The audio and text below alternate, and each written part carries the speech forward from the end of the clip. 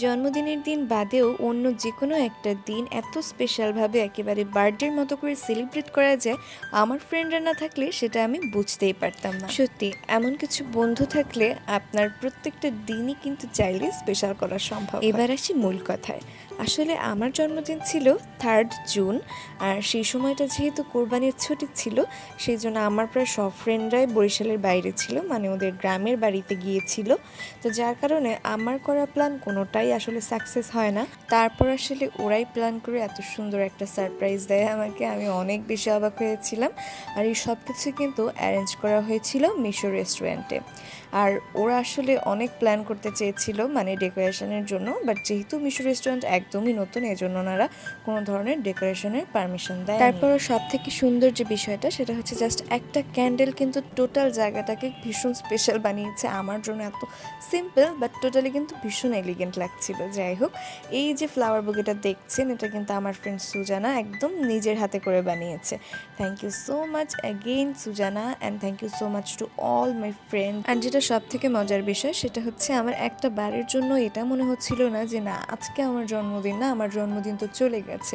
আমার বারবার মনে হচ্ছিল আজকের দিনটাই আমার জন্মদিন।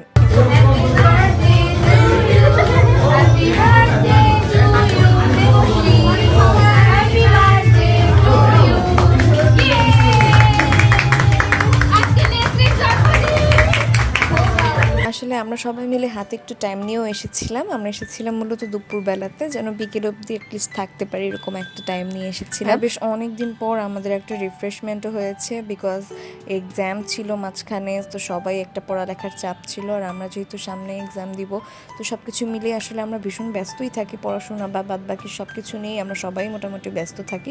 সেভাবে একটা দিন আসলে আমাদের কারোরই সেলিব্রেট করা হয় না।